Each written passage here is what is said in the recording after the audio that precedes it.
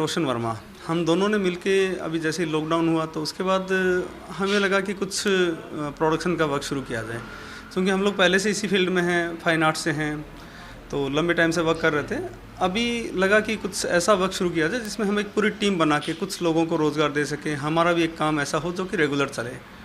तो उसी से रिलेटेड फिर हमने रिसर्च किया, बहुत सारी चीज़ें सर्च की, तो कुछ ऐसे आइटम हमने निकाले जो चाइना में ही मेनली बनते थे।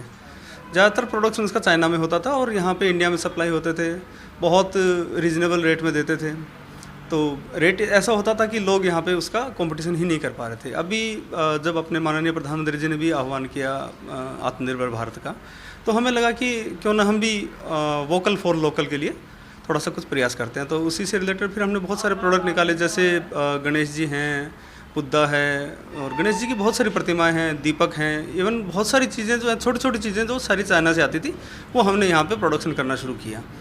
और उसमें फिर हमने एक टीम जोड़ी। ऐसे लोग थे जिनका कि लॉकडाउन की वजह से काम बंद हो गया था, नौकरियाँ चली गई थी, तो उनको अपने साथ में जोड़ा।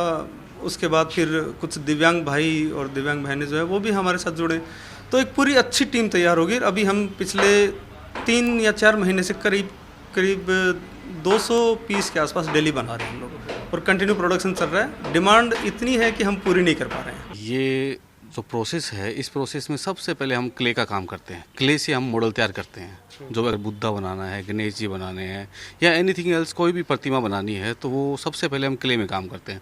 तो क्ले का जो हमारा जितना भी काम है, वो हम दोनों की वाइफ्स हैं जो इसी फील्ड से हैं, सोनी और स्वाति, तो दोनों पहले वो क्ले का काम कर देती है। उसके बाद में हमारा काम होता है पीओपी की डाई लेते हैं। पीओपी की डाई लेके उसकी फुल फिनिशिंग करके, और उसके बाद में हम उसकी रबड़ की डाई लेते हैं। रबड़ की डाई लेने के बाद में पॉलीरेजिन है, अपॉक्सी है, इसी तरह से मतलब और भी मटेरियल है जिसको कहा मार्बल फिनिश भी देते हैं हम, जिसमें मेटेलिक लुक भी देते हैं। तो वो उसके लिए फिर हम पॉलीरेजिन वगैरह इनके अंदर क्या रबड़ की डाई से अंदर पीस निकाल लेते हैं। पीस निकालने के बाद में उसकी कटिंग वटिंग करके और उसकी फिनिशिंग रेगमाल वगैरह से इनकी फिनिशिंग कर देते हैं।